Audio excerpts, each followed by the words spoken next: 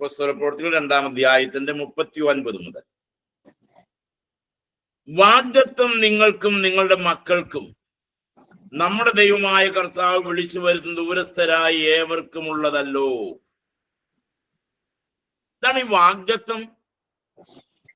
അവിടെ വാഗ്ദത്തം എന്ന് പറയുന്നത് പരിശുദ്ധാത്മാവിനെ കുറിച്ചാണ്. വാഗ്ദത്തം ചെയ്യപ്പെട്ട പരിശുദ്ധാത്മാവ് അല്ലെങ്കിൽ വാഗ്ദത്തം ചെയ്യപ്പെട്ട രക്ഷ, വാഗ്ദത്തം ചെയ്യപ്പെട്ട വീണ്ടെടുപ്പ്, എന്താണോ വാഗ്ദത്തം ചെയ്യപ്പെട്ടത് ആ വാഗ്ദത്തങ്ങൾ ആർക്കുള്ളതാണ്? നിങ്ങൾക്കും നിങ്ങളുടെ മക്കൾക്കും ഉള്ളതാണ്. വാഗ്ദത്തം നിങ്ങൾക്കും നിങ്ങളുടെ മക്കൾക്കും ഉള്ളതാണ്. ഓക്കെ, വാഗ്ദത്തം നിങ്ങൾക്കും നിങ്ങളുടെ മക്കൾക്കും ഉള്ളതാണ്. കൂടാതെ അവിടെ പറഞ്ഞു, നമ്മുടെ ദൈവമായ കർത്താവ് വിളിച്ചു വരുത്തുന്ന ദൂരസ്ഥരായ ഏവർക്കും ഉള്ളതല്ലോ. വാഗ്ദത്തം യഹൂദന്മാരായ നിങ്ങൾക്കും നിങ്ങളുടെ മക്കൾക്കും മാത്രമല്ല, ദൈവം വിളിച്ചു വരുത്തുന്ന ദൂരസ്ഥരായ, ഞാൻ പറയാൻ പോവുക, നമ്മൾക്കും. ആരാണ് ദൂരസ്ഥരായിരുന്നവരും വിളിച്ചു വരുത്തപ്പെട്ടവരും? നമ്മളാണ്. ഇപ്പൊ ദൂരസ്ഥരായി ദൈവത്താൽ വിളിച്ചു ചേർക്കപ്പെട്ടവരായ വ്യക്തികൾക്കും അവനെ ക്രൂശിച്ചു കൊന്ന നിങ്ങൾക്കും നിങ്ങളുടെ മക്കൾക്കും ദൈവം വിളിച്ചു ചേർക്കുന്ന ദൂരസ്ഥരായ ഏവർക്കും ഉള്ളതാണ്. അനാദി നിർണയപ്രകാരം ദൈവം വാഗ്ദത്തം ചെയ്യപ്പെട്ട സകല വാഗ്ദാനങ്ങളും, പ്രത്യേകിച്ചും പരിശുദ്ധാത്മാവ്, നിത്യരക്ഷ, നിത്യത, ഇതെല്ലാം നമ്മൾക്ക് വേണ്ടി വാഗ്ദത്തം ചെയ്യപ്പെട്ടതാണ്. അത് നിങ്ങൾക്കും നിങ്ങളുടെ മക്കൾക്കും ദൂരസ്ഥരായ ഏവർക്കും, കർത്താവ് വിളിച്ചു വരുത്തുന്ന ദൂരസ്ഥരായ ഏവർക്കും ഉള്ളതാണ്. അവിടെ മൂന്ന് കാറ്റഗറി പറയുന്നുണ്ട്. ഒന്ന് യഹൂദൻ, 2 അവന്റെ മക്കൾ, 3 ദൈവം വിളിച്ചു ചേർക്കുന്ന സകലർ. 40-ാമത്തെ വാക്യം, അവൻ എന്ന് പറഞ്ഞു, മറ്റു പല വാക്കുകളാലും അവൻ സാക്ഷ്യം പറഞ്ഞത് അവരെ പ്രബോധിപ്പിച്ചു. ഈ വക്രതയുള്ള തലമുറയിൽ നിന്നും രക്ഷിക്കപ്പെടുവാൻ അവരെ പ്രബോധിപ്പിച്ചു. ഈ വക്രതയുള്ള തലമുറയിൽ നിന്ന് രക്ഷിക്കപ്പെടുവാൻ എന്ന് പറഞ്ഞു. ഈ വക്രതയും കോട്ടവുമുള്ള തലമുറയിൽ നിന്ന് രക്ഷിക്കപ്പെടണം. അത് നമ്മളെ കുറിച്ചുള്ള ദൈവത്തിന്റെ ആത്യന്തികമായ ആഗ്രഹമാണ്. അവന്റെ വാക്ക് കൈക്കൊണ്ടവർ സ്നാനമേറ്റു. അന്ന് 3000-ഓളം പേർ അവരോട് ചേർന്നു. അവർ അപ്പോസ്തലന്മാരുടെ ഉപദേശം കേട്ടു, കൂട്ടായ്മ ആചരിച്ചു, അപ്പം നുറുക്കിയും പ്രാർത്ഥന കഴിച്ചും പോന്നു. ആദിമസഭയുടെ പ്രവർത്തന രീതി അവിടെ വെളിപ്പെടുത്തുകയാണ്. ആദിമസഭയുടെ പ്രവർത്തന രീതി 42 മുതൽ 47 വരെയുള്ള വാക്യങ്ങളിൽ ആദിമസഭ എങ്ങനെ പ്രവർത്തിച്ചിരുന്നു? ആദിമസഭ എന്ന് പറയുമ്പോൾ സഭയുടെ ആരംഭം, പെന്തിക്കോസ്തിയിൽ സഭ എങ്ങനെയായിരുന്നു? സഭ ആദ്യത്തെ അംഗങ്ങൾ എന്ന് പറയുന്നത് പത്രോസിന്റെ പ്രസംഗം കേട്ട്, ഒന്നുകൂടി പറഞ്ഞു കഴിഞ്ഞാൽ ആദ്യത്തെ അംഗങ്ങൾ എന്ന് പറയുന്നത് 120 പേരാണ്. ആ 120 പേരിൽ നിന്ന് പത്രോസിന്റെ പ്രസംഗത്താൽ 3000 പേർ സഭയോട് ചേർന്നു. അങ്ങനെയാണ് സഭയുടെ ഉദ്ഘാടനം, അഥവാ സഭയുടെ ആദ്യകാല അംഗങ്ങൾ. അന്ന് അതിന് പ്രത്യേകിച്ച് ഭരണഘടനകളില്ല, അതിന് വരമൊഴിയായിട്ടുള്ള പ്രമാണങ്ങളില്ല, അതിന് പ്രസിഡന്റ്, ഖജാൻജി, മറ്റത് മറിച്ചത്, കമ്മിറ്റിക്കാർ, ഈ വക പരിപാടികളൊന്നും രൂപപ്പെട്ടിട്ടില്ല. സഭ പരിശുദ്ധാത്മാവിനാൽ നിയന്ത്രിതമായിരുന്നു. ദൈവാത്മാവിനാൽ ആരംഭിച്ച ആ സഭ ആ കാലഘട്ടത്തിലെ സഭ ചെയ്തു വന്നിരുന്ന കാര്യങ്ങൾ എന്താണ്? പെന്തക്കോസ്ത് നാളിൽ പത്രോസ് അപ്പോസ്തലന്റെ പ്രസംഗം കേട്ട് രക്ഷിക്കപ്പെട്ട് സ്നാനപ്പെട്ട 3000 പേരും പ്ലസ്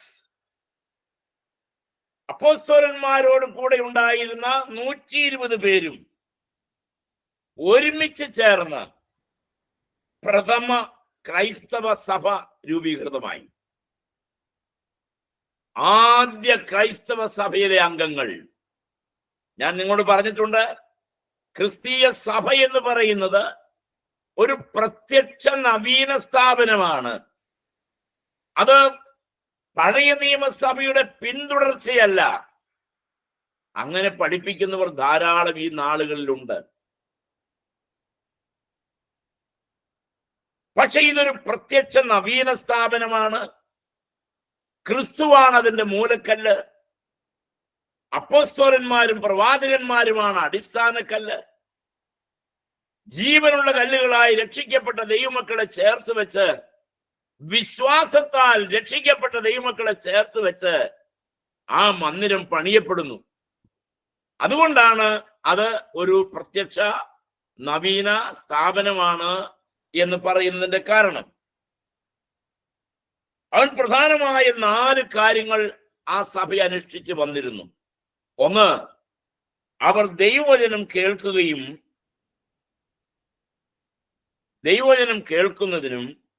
പഠിക്കുന്നതിനും സമയം വേർതിരിച്ചു.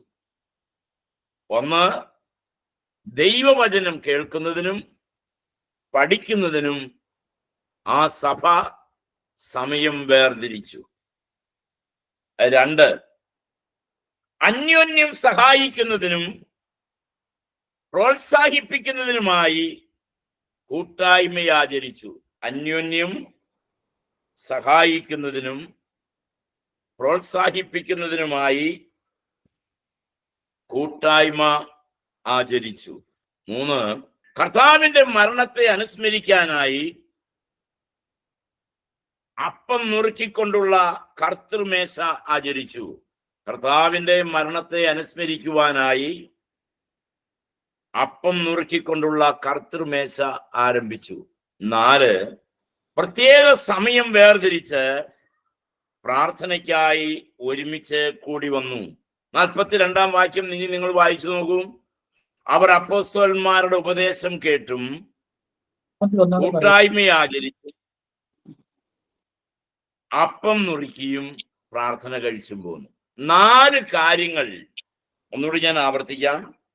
1, ദൈവവചനം കേൾക്കുന്നതിനും പഠിക്കുന്നതിനും സമയം വേർതിരിച്ചു. 2, അന്യോന്യം സഹായിക്കുന്നതിനും പ്രോത്സാഹിപ്പിക്കുന്നതിനുമായി അവർ കൂട്ടായ്മ ആചരിച്ചു. 3, കർത്താവിന്റെ മരണത്തെ അനുസ്മരിക്കുന്നതിനായി അപ്പം നുറുക്കിക്കൊണ്ടുള്ള കർത്തൃമേശ അവർ ആരംഭിച്ചു. 4, പ്രത്യേക സമയം വേർതിരിച്ച് പ്രാർത്ഥനയ്ക്കായി ഒരുമിച്ച് കൂടി വന്നു. ഇതില് ചില കാര്യങ്ങൾ ഇന്ന് സഭയ്ക്ക് അന്യത്രമായി തീർന്നു. 1, ദൈവവചനം കേൾക്കുന്നതിനും പഠിക്കുന്നതിനും പഠിപ്പിക്കുന്നതിനും സമയമില്ലാതായി. എല്ലാവരും വളരെ തിരക്കാണ്. വചനം പഠിക്കാതെ നേരെ ചൊവ്വെ ജീവിക്കാൻ പറ്റില്ല. വചനം പഠിപ്പിക്കാതെ ഒരിക്കലും ഒരു സഭ നേരെ പോവില്ല. വചനത്തിലൂടെ പോവില്ല. വചനം പഠിപ്പിക്കാതെ വേറെ എന്ത് വേദാന്തം പഠിപ്പിച്ചിട്ടും മനുഷ്യൻ സ്വർഗത്തിൽ പോവില്ല. ഞാനോ എന്നേക്കാൾ വലിയവരോ എഴുതിയിട്ടുള്ള പുസ്തകത്തിലെ എന്തെല്ലാം വ്യാഖ്യാനങ്ങളും കമന്ററികളും പഠിപ്പിച്ചത് കൊണ്ട് സ്വർഗത്തിൽ പോവില്ല. സ്വർഗത്തിൽ പോകാൻ ദൈവത്തിന്റെ വചനം പച്ചന പഠിക്കണം. മായമില്ലാത്ത പാൽ കുടിപ്പാൻ വാഞ്ചിപ്പി. അതിന്നിപ്പോ എവിടെ കിട്ടും? വലിയ പാടാണ്. കറക്കുന്നിടത്ത് തന്നെ വാങ്ങിച്ചാലും വെള്ളം ചേർത്താൽ കിട്ടുള്ളൂ. വെള്ളം ചേർത്ത് കൊടുത്താലേ ദഹിക്കുള്ളൂ. വെള്ളം ചേർക്കാതെ കൊടുത്താൽ ആർക്കും ദഹിക്കില്ല. വെള്ളം ചേർക്കണതാണ് എല്ലാവർക്കും ഇഷ്ടം. ബ്ലൂ എന്ന് കുടിക്കാലോ. വചനം പഠിക്കണം ദൈവമക്കളെ. അത് സഭയുടെ ക്വാളിറ്റിയാണ്. വെള്ളം ചേർക്കാത്ത പാല് കുടിച്ച് ആരോഗ്യമുള്ള ശരീരത്തോടെ വിശ്വാസികൾ വളരണം. ഒരു കാലത്ത് ഇതൊക്കെ സഭയിൽ നിന്ന് പള്ളിയിൽ ചെന്ന എന്തെങ്കിലും ഒരു അരമണിക്കൂർ നിന്നാ എന്തെങ്കിലുമൊക്കെ പള്ളിയിൽ നിന്ന് കിട്ടുകയായിരുന്നു. ഇപ്പൊ പള്ളിയിൽ ചെന്ന് കഴിഞ്ഞാലും, ഞാൻ കുറ്റപ്പെടുത്തുന്നതല്ല കേട്ടോ, എന്നോട് ക്ഷമിക്കണേ, പള്ളിയിൽ ചെന്നാലും അരമണിക്കൂർ കൊണ്ട് ഒത്തിരി കാര്യങ്ങൾ ചെയ്യാനുണ്ട്. ബിസിനസ് സംബന്ധിച്ച ഒത്തിരി കാര്യങ്ങളുണ്ട്. കാരണം 100 മീറ്റിങ്ങൾ അനൗൺസ് ചെയ്യാണ്ട്, പിന്നെ ആ പിരിവിന്റെ കാര്യം പറയാണ്ട്, ഈ പിരിവിന്റെ കാര്യം പറയാണ്ട്, അങ്ങോട്ട് പോകേണ്ട കാര്യം, ഇതെല്ലാം പറയുമ്പോഴത്തേക്കും നമുക്ക് പള്ളിയിൽ നിന്ന് വീട്ടിലേക്ക് തിരിച്ചു വരേണ്ട സമയമാവും. നമ്മൾ വാച്ചിൽ നോക്കുമ്പോൾ അച്ഛൻ പറയും ഇനിയിപ്പോ അടുത്ത ആഴ്ച ബാക്കി പ്രസംഗിക്കാന്ന് പറയും. ഇങ്ങനെ നമ്മുടെ പ്രസംഗം, നമ്മുടെ വചനം എല്ലാം നീട്ടി നീട്ടി വിടുക. അതുകൊണ്ട് എന്ത് പറ്റുന്നു? പള്ളിക്കകത്ത് തന്നെ ക്രിമിനലുകളുടെ ഒരു സംഘം രൂപപ്പെട്ടു വരിക. പൊതുയോഗമാണ് അവരുടെ വാർഷികോത്സവം. അന്നാണ് കയ്യിലിരിപ്പെല്ലാം പുറത്തിറങ്ങുന്ന ദിവസം. എന്താ ഇതിന്റെയൊക്കെ കാരണം? വേറെ ഒരു കാരണമില്ല. പള്ളിയിൽ നിന്ന് കിട്ടുന്നത് ദൈവവചനമാണ്. വർഷങ്ങൾക്ക് മുമ്പ് ഞാൻ കോട്ടയം ഭദ്രാസനത്തിലൊരു പള്ളിയില് അടുത്തൊരു ഹോളിൽ പ്രസംഗം കഴിഞ്ഞിട്ട് അന്ന് ഞാൻ ആ ഹോളിൽ തന്നെ കിടന്നേ. അന്ന് ഞങ്ങൾ 2-3 പേരുണ്ട്, ഹോളിൽ തന്നെ കിടന്നു. തൊട്ടടുത്തൊരു വലിയ പള്ളിയുണ്ട്, എട്ടുനാടും പ്രസിദ്ധമായ ഒരു പള്ളി. ആ പള്ളിയുടെ ഇലക്ഷനായിരുന്നു പിറ്റേന്ന് രാവിലെ. അതിൽ സ്ഥാനാർത്ഥിയായി നിന്ന ഒരാളെ കുത്തിക്കൊല്ലാൻ റോഡിലൂടെ ഓടിച്ചു വന്ന് ഞാൻ ഈ താമസിക്കുന്ന ഹാളിന്റെ പടി കയറി വന്നു. അദ്ദേഹം അവിടെ ഒളിച്ചിരുന്നു, കുത്താൻ കിട്ടിയില്ല. കഴിഞ്ഞപ്പോ കാര്യം ഞങ്ങളോട് പറഞ്ഞു. അങ്ങനെ അദ്ദേഹം വരവണ്ണത്തിൽ രക്ഷപ്പെട്ടു പോയി. ദൈവമക്കളെ, ദൈവവചനം കിട്ടേണ്ടടുത്ത് നിന്ന് കിട്ടാതെ പോയാൽ ആലയത്തിന്റെ ഉമ്മരപ്പടികൾക്ക് കീഴെ നിന്ന് ജീവജല നദിയുടെ ഒഴുക്കുണ്ടാകണം. ആലയത്തിന്റെ ഉമ്മരപ്പടിക്ക് കീഴെ നിന്ന് യെഹെസ്കേൽ പ്രവാചകൻ നോക്കുമ്പോൾ ഒരു നദി പുറപ്പെടുകയാണ്. ആ നദിയാണ് ജീവജല നദി. ആ നദി ചെല്ലുന്നിടത്തെല്ലാം പ്രാണികൾ ചലിക്കണം. അതിന് ആലയത്തിൽ നിന്ന്, പള്ളിയിൽ നിന്ന് മാത്രമല്ല ഞാൻ പറയുന്നത്, നമ്മിൽ നിന്നും പുറപ്പെടേണ്ടത് വചനമാണ്. നമ്മിൽ നിന്നും വചനം പുറപ്പെടാതെ പോകുന്നു.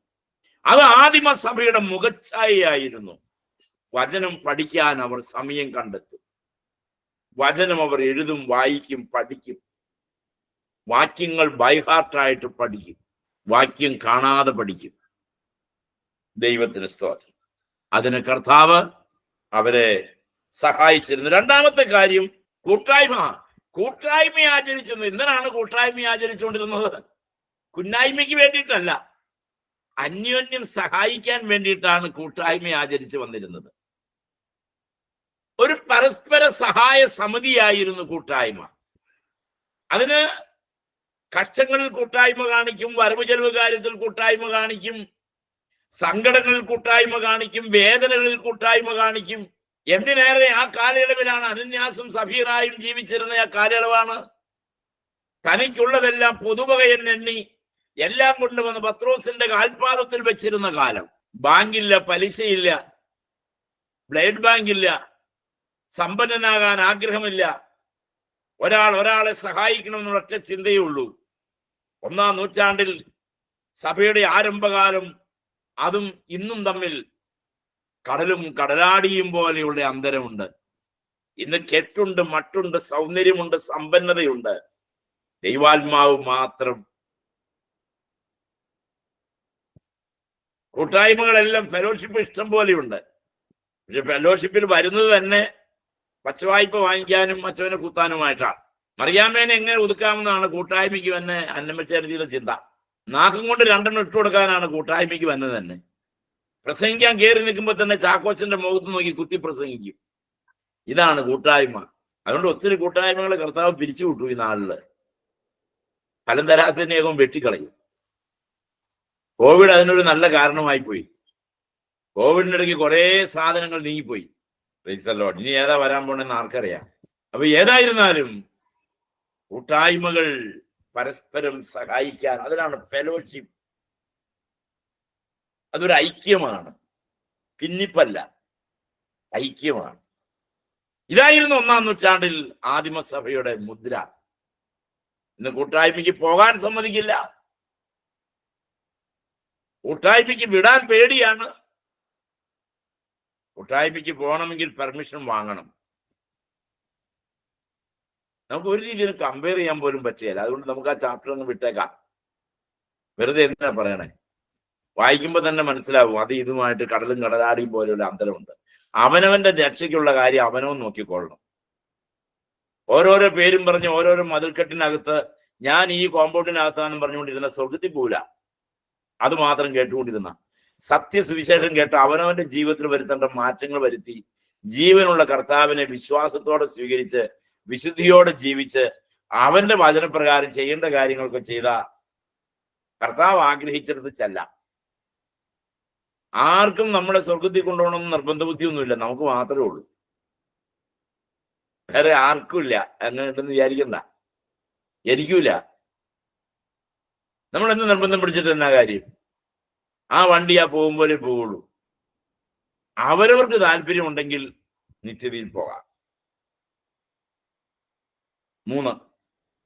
മൂന്നാമത്തെ കാര്യം എന്താണ്? കർത്താവിന്റെ മരണത്തെ അനുസ്മരിക്കുവാനായി അവർ അപ്പം നുറുക്കിയും കർത്തൃമേശ ആചരിച്ചു. അപ്പം നുറുക്കി കർത്താവ് പെസഹ ആചരിച്ചപ്പോൾ കർത്താവ് പറഞ്ഞു ഇതെന്റെ ശരീരമാകുന്നു, ഇതെന്റെ രക്തമാകുന്നു പറഞ്ഞ് അപ്പവും വീഞ്ഞും വാഴ്ത്തി അവർക്ക് കൊടുത്തു. വളരെ സിമ്പിൾ ആയിരുന്നു. അങ്ങനെ 1-ാം നൂറ്റാണ്ടിൽ സഭ അപ്രകാരം ചെയ്തു. 4-ാമത്തെ കാര്യം, അവർ പ്രാർത്ഥനയ്ക്കായിട്ട് ഒരുമിച്ച് കൂടി വരും. ആ കൂടിവരവന്റെ മഹത്വമായിരുന്നു പത്രോസ് കാരാഗൃഹത്തിന് പുറത്തു വരാൻ കാരണം. മർക്കോസ് എന്ന് മറുപേരുള്ള യോഹന്നാന്റെ അമ്മ മറിയയുടെ ഭവനത്തിൽ സഭ ഒരുമിച്ചിരുന്ന് പ്രാർത്ഥിച്ചു പത്രോസ് വിടുവിക്കപ്പെടാനായിട്ട്. അന്ന് കാര്യങ്ങളുടെ സാധ്യത്തിനായിട്ട് സഭാമക്കൾ ഒരുമിച്ച് കൂടി ഏക മനസ്സോടെ പ്രാർത്ഥിക്കും. ഏക മനസ്സോടെ പ്രാർത്ഥിക്കും. ആ പ്രാർത്ഥനയ്ക്കെല്ലാം മറുപടി ലഭിച്ചിരുന്നു. ഈ 4 കാര്യങ്ങൾ സഭയുടെ ആരംഭകാലത്തിൽ 1-ാം നൂറ്റാണ്ടിലെന്ന് പറഞ്ഞ് തെറ്റിപ്പോ. ക്രിസ്തീയ സഭയുടെ ആരംഭത്തിൽ ഈ 4 കാര്യങ്ങൾ ഇതായിരുന്നു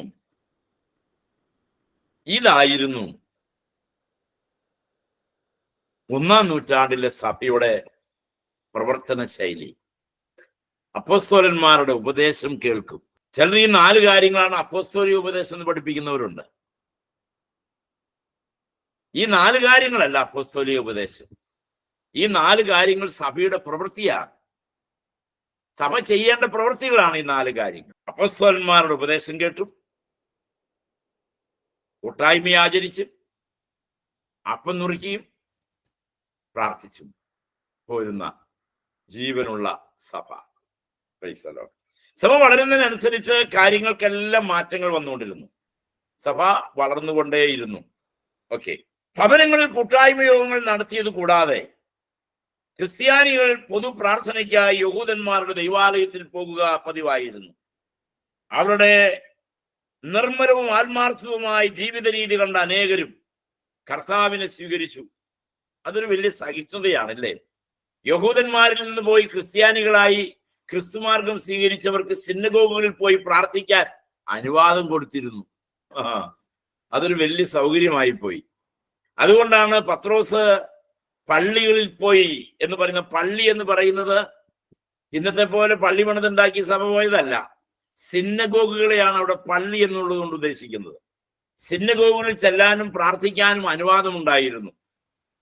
സിനഗോഗിന്റെ വാതിലുകൾ തുറന്നിട്ടിരുന്നു. അവിടെ ഏതൊരു യഹൂദനും എപ്പോൾ വേണമെങ്കിലും ചെന്ന് പ്രാർത്ഥിക്കാൻ അനുവാദമുണ്ടായിരുന്നു. അവരുടെ നിർമ്മലവും ആത്മാർത്ഥവുമായ ജീവിത രീതി കണ്ട് അനേകം യഹൂദന്മാർ തന്നെ കർത്താവിനോട് ചേരുവാൻ കാരണമായി തീർന്നു. അതിനവിടെ ഉപയോഗിച്ചിരിക്കുന്ന ഒരു വാക്ക് നിങ്ങൾ ശ്രദ്ധിച്ചോ? ഒരുമനപ്പെട്ട് ദിനം പ്രതി ദൈവാലയത്തിൽ കൂടി വരികയും വീട്ടിൽ അപ്പം നുറുക്കിക്കൊണ്ട് ഉല്ലാസവും ഹൃദയ പരമാർത്ഥതയും കൊണ്ട് ഭക്ഷണം കഴിക്കുകയും ദൈവത്തെ സ്തുതിക്കുകയും സകല ജനത്തിന്റെയും കൃപ അനുഭവിക്കുകയും ചെയ്തു. കർത്താവ് രക്ഷിക്കപ്പെടുന്നവരെ ദിനം പ്രതി സഭയോട് ചേർത്ത് കൊണ്ടിരുന്നു. അതിലൊരു കാര്യം പ്രത്യേകം ശ്രദ്ധിക്കണേ. ഒരുമനപ്പെട്ട് ദിനംപ്രതി ദൈവാലയത്തിൽ കൂടി വരികയും വീട്ടിൽ അപ്പം നുറുക്കിക്കൊണ്ട് ഉല്ലാസവും ഹൃദയപരമാർത്ഥതയും അത് ഭയങ്കര അട്രാക്ഷൻ ഉണ്ടാക്കുന്ന ഒരു കാര്യമാണ്. ഒരു സഭയുടെ സൗന്ദര്യമാണ് ഉല്ലാസവും ഹൃദയപരമാർത്ഥതയും. ഉല്ലാസം എന്ന് പറയുമ്പോൾ സന്തോഷവും ഹൃദയപരമാർത്ഥതയും. സന്തോഷം നമുക്ക് ആർട്ടിഫിഷ്യലായിട്ട് ഉണ്ടാക്കാൻ പറ്റും, പക്ഷെ ഹൃദയപരമാർത്ഥത ആർട്ടിഫിഷ്യലായിട്ട് ഉണ്ടാക്കാൻ പറ്റില്ല. ഹൃദയത്തിന്റെ പവിത്രത, അത് പവിത്രമായ ആത്മാവ് ഹൃദയത്തിൽ വസിച്ചാൽ മാത്രമേ ഹൃദയത്തിന് പവിത്രത ഉണ്ടാകൂ.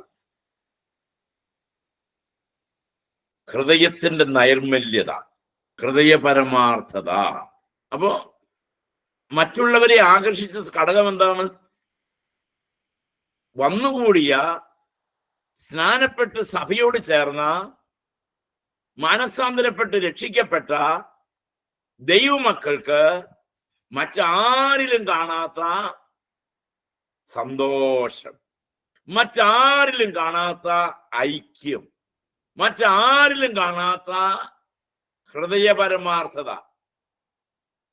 ഇവരൊരു പ്രത്യേക കൂട്ടമാണ് എന്ന് മറ്റുള്ളവർ കാണുന്നവരെല്ലാം വിശ്വസിച്ചു പോകുന്നു. കാണുന്നവർക്കെല്ലാം അത് മനസ്സിലാവും.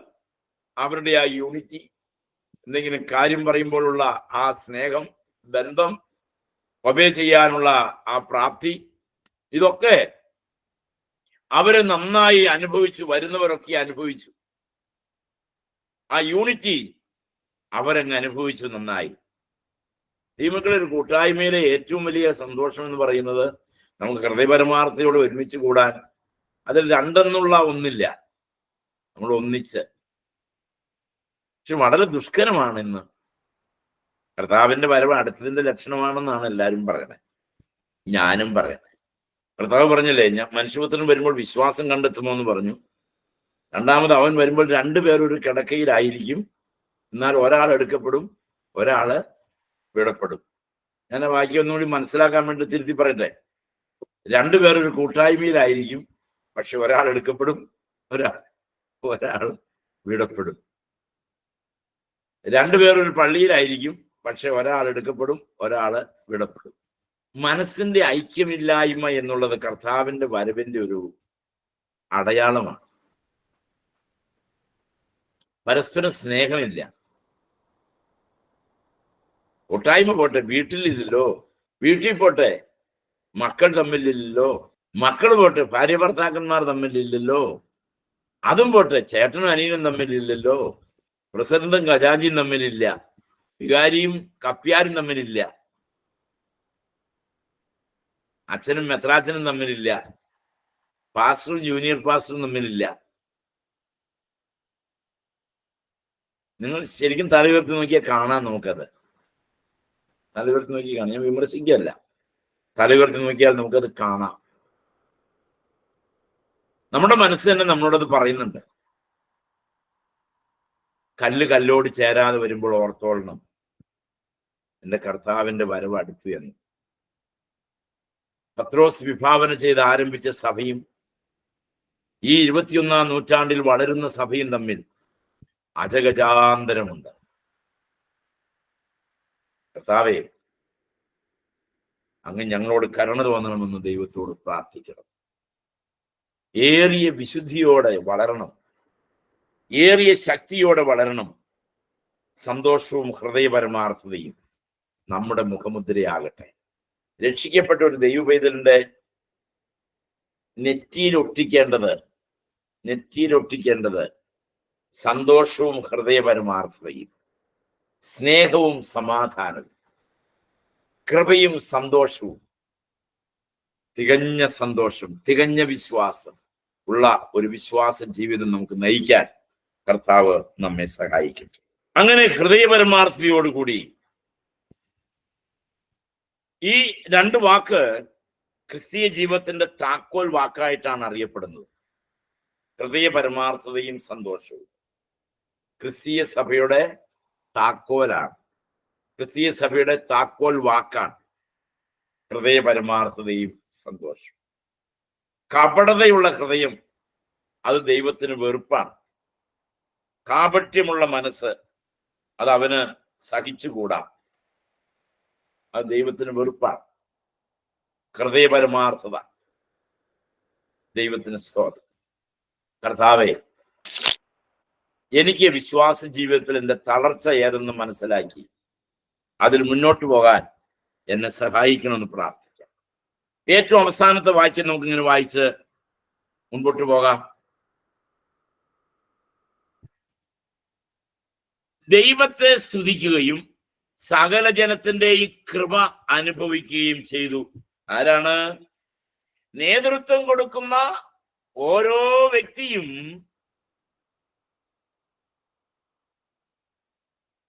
ഭക്ഷണം കഴിച്ചും ദൈവത്തെ സ്തുതിച്ചും സകല ജനവും അനുഭവിക്കുന്ന കൃപ കണ്ട് കൃപയെ അനുഭവിച്ചു. കൃപ കാണുകയല്ല, കൃപയെ അനുഭവിച്ചു. കൃപയെ അനുഭവിച്ചു എന്ന് പറഞ്ഞാൽ ദൈവത്തിന്റെ പരിശുദ്ധാത്മാവ് എന്ന ദാനം ഒരു മനുഷ്യനിൽ നിറഞ്ഞു വരുമ്പോൾ സ്വഭാവത്തിനുണ്ടാകുന്ന പ്രകടമായ മാറ്റം, എന്തിനും വിധേയപ്പെടാൻ, എന്തും സഹിക്കാൻ, പരസ്പരം സ്നേഹിക്കാൻ, പരസ്പരം അനുസരിക്കാൻ, പരസ്പരം ബഹുമാനിക്കാൻ, ഇതിനെല്ലാം കാണിക്കുന്ന ആ ഔത്സുക്യം കണ്ട് സന്തോഷിച്ചു. അത് കണ്ട് സന്തോഷിച്ചു. അതൊരു ദൈവകൃപയാണ്. ദൈവകൃപ കണ്ട് സന്തോഷിച്ചു. ജനത്തിന്റെ കൃപ അനുഭവിച്ചു. ജനത്തിന്റെ കൃപ അനുഭവിച്ചു. നേതൃത്വത്തിന് എപ്പോഴും അതൊരു ഭാഗ്യമാണ്. നമ്മളോടൊപ്പമുള്ള ജനത്തിന്റെ കൃപ അനുഭവിക്കാൻ, അവർക്ക് ലഭിച്ചിട്ടുള്ള കൃപാവരങ്ങളെ ആസ്വദിപ്പാൻ, അവർക്ക് ദൈവാത്മാവ് പങ്കിട്ടു കൊടുത്തിട്ടുള്ള വരദാനങ്ങളെ ആസ്വദിപ്പാൻ, അനുഭവിക്കാൻ സാധിക്കും. കർത്താവ് രക്ഷിക്കപ്പെടുന്നവരെ ദിനം പ്രതി സഭയോട് ചേർത്ത് കൊണ്ടിരുന്നു. നിങ്ങൾ നോക്കിയേ, സഭയുടെ വളർച്ചയുടെ സ്പീഡ് എങ്ങനെയാ?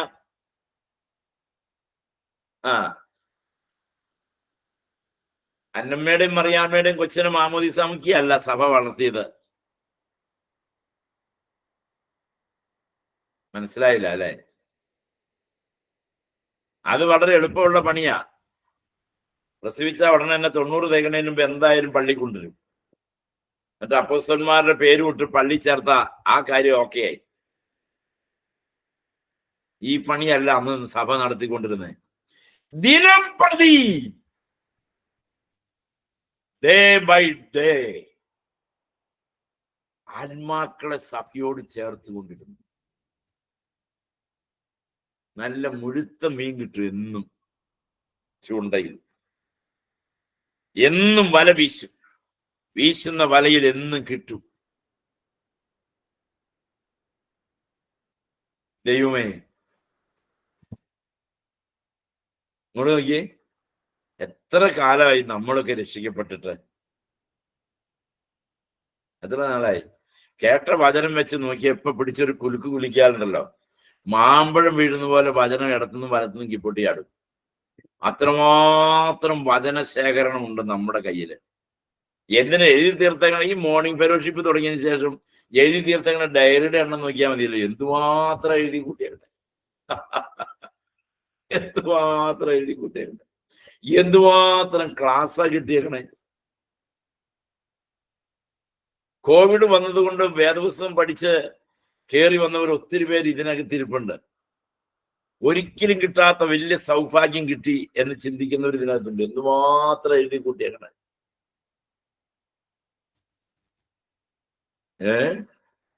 അല്ലേ? ഇങ്ങോട്ട് നോക്കിയേ, മുഖമൊക്കെ മൂട്ടിപ്പിടിച്ചിരുന്നോ? കുഴപ്പമില്ല, കാണണ്ടല്ലോ. ഞാൻ പറയാന്നാലും ഇത്രയും കാലം ഇതെല്ലാം കേട്ടിട്ട് ഒരാത്മാവിനെ വീട്ടിൽ കർത്താവിന്റെ സഭയോട് ചേർക്കാൻ, വീട്ടിൽ പണിക്ക് വന്ന കൊച്ചിനോട് ഇതുവരെ സുവിശേഷം ഒന്ന് പറയാൻ, അയ്യോ അവള് മാനസാന്തരപ്പെട്ടു പോയ പിന്നെ എനിക്ക് പുറത്തിറങ്ങാൻ പറ്റില്ല എന്നാണ് നമ്മുടെ ചിന്ത.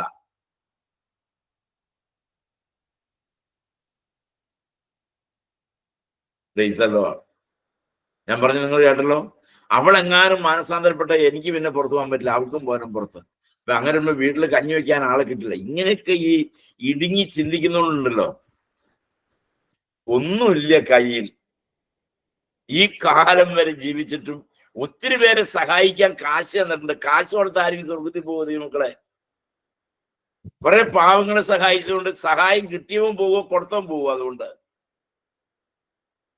ഒരു കാര്യം വളരെ വചനമല്ലാതെ, വചനത്താലല്ലാതെ ഒരു മനുഷ്യനെ രൂപപ്പെടുത്താൻ പറ്റില്ല. ഞാൻ മിഷണറിമാരുടെ മീറ്റിംഗ് കൂടുമ്പോ ഒക്കെ പറയും, ഇവർ കണ്ട ഈ അത് ഇതും കഥ പറഞ്ഞിട്ട് കാര്യമുണ്ടോ?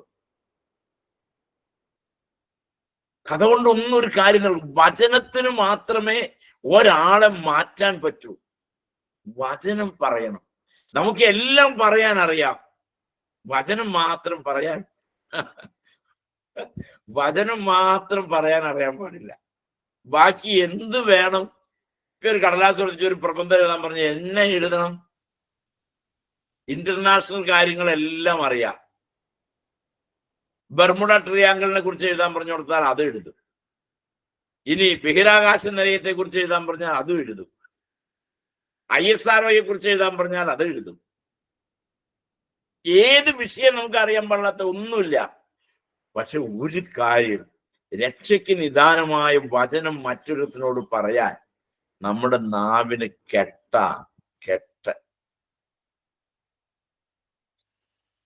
രക്ഷിക്കപ്പെടണം, എന്നിലൂടെ ആത്മാക്കൾ ഉണ്ടാകണം. എനിക്ക് നാവ് തന്നത്, എനിക്ക് ഗ്രഹണശേഷി തന്നത്, എനിക്ക് വിദ്യാഭ്യാസം തന്നത് സഭയിലേക്ക് ആത്മാക്കളെ ചേർക്കാനാണ് എന്ന് നല്ല ഉത്ബോധ്യം നമുക്കുണ്ടാകണം. Praise the lord. ദൈവമക്കളെ, ഇന്ന് ഈജിയം ഓഫ് ഇന്ത്യക്ക് നമ്മൾ ബാപ്റ്റിസ് ചെയ്തിട്ടുള്ള 5600 വിശ്വാസികൾ. ഞാനിത് പറയുമ്പോൾ എന്റെ ഹൃദയത്തിൽ ഭയങ്കര സന്തോഷമുണ്ട്. നിങ്ങൾക്കത് മനസ്സിലാവേണ്ടതാണെന്ന് എനിക്ക് തോന്നുന്നത്. ഈ ഇത്രയും പേരെ വിശ്വാസത്തിൽ കൊണ്ടുവരാൻ നമ്മുടെ മക്കളെ നമ്മൾ പ്രാർത്ഥിച്ചു വിട്ട മിഷണറിമാരെ ദൈവം ഉപയോഗിച്ചു. നിസ്സാര പണിയല്ല അത്. അവരെ ജീവനുള്ള കർത്താവിന്റെ വചനം പറഞ്ഞു കൊടുത്ത് എതിർപ്പുകൾക്ക് നടുവിലും വിശ്വാസത്തിൽ കൊണ്ടുവരാനായിട്ട് ദൈവം ഉപയോഗിച്ചു.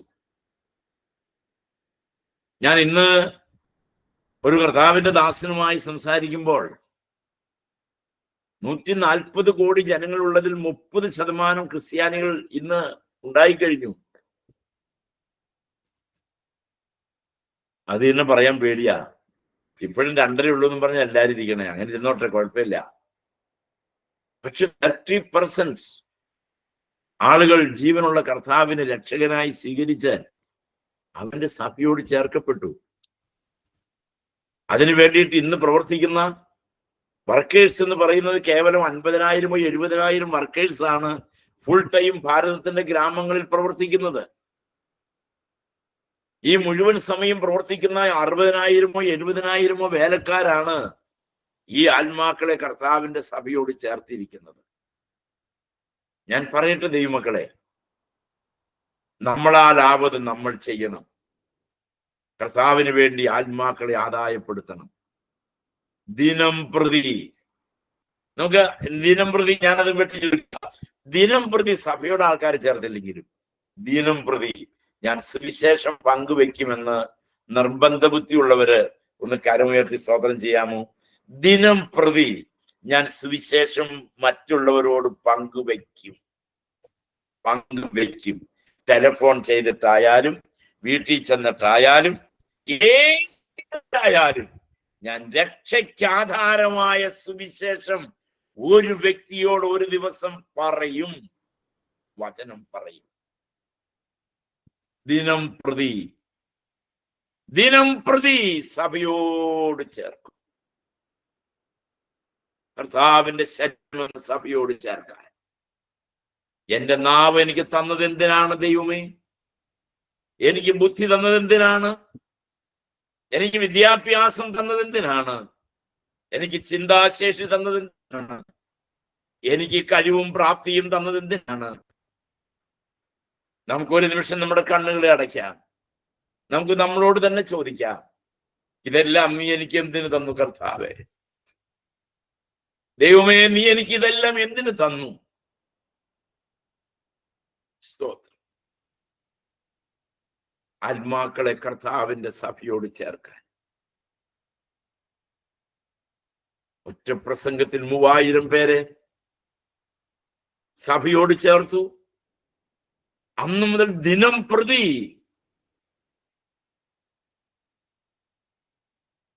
ധാരാളം ആത്മാക്കളെ സഭയോട് ചേർത്തു. സഭ വളർന്നു. കർത്താവേ, അങ്ങയുടെ രാജ്യത്തിന്റെ വളർച്ചയ്ക്ക് എന്നെ ഉപയോഗിക്കണമേ. എന്റെ കൂടെ ഒന്ന് പ്രാർത്ഥിക്കാം. അങ്ങയുടെ രാജ്യത്തിന്റെ വളർച്ചയ്ക്ക്, അങ്ങയുടെ സഭയുടെ വളർച്ചയ്ക്ക് കർത്താവേ, എന്നെ നീ ഉപയോഗിക്കണമേ. ആരുടെയും കുറ്റം പറയാനല്ല, ആരെയും പഴിക്കാനല്ല, ഒരു സഭയെയും കുറ്റം പറയണ്ട, ഒരു സഭാ നേതൃത്വത്തെയും നിന്ദിക്കണ്ട, ഇകഴ്ത്തണ്ട. നമുക്ക് നമ്മുടെ കാര്യം ചെയ്തു കൂടായോ?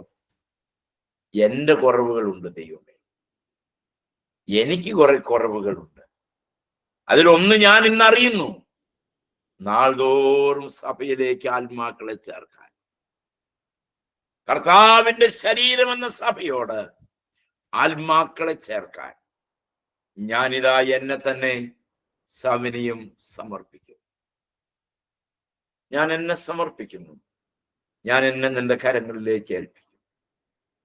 നമ്മൾ ഏത് സഭയിലെ അംഗമായാലും കർത്താവിന്റെ ശരീരം എന്ന സഭയിൽ, വിശുദ്ധ ഗണത്തിൽ, അബ്രാഹാമിന്റെ നിരയിൽ, പൗലോസിന്റെയും പത്രോസിന്റെയും നിരയിൽ, അബ്രാഹാമിന്റെയും ഇസഹാക്കിന്റെയും നിരയിൽ, ഏലിയാവിന്റെയും മോശയുടെയും നിരയിൽ, വിശുദ്ധന്മാരുടെ നിരയിൽ എനിക്കും നിങ്ങൾക്കും ഇരിക്കേണ്ടതിന്, വെറും കൈയായി കയറിപ്പോകാൻ ഇടവരാതിരിക്കേണ്ടതിന് എനിക്ക് ആത്മാക്കളെ തായോ.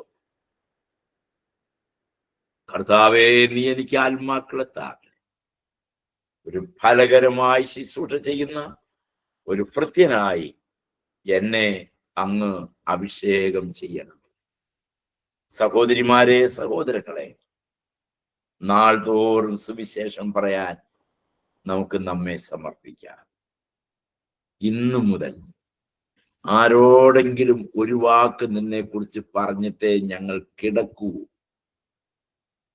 അത്താഴം കഴിക്കും മുമ്പ് ആരോടെങ്കിലും നിന്നെ കുറിച്ച് ഒരു വാക്ക് ടെലിഫോൺ ചെയ്യുമ്പോൾ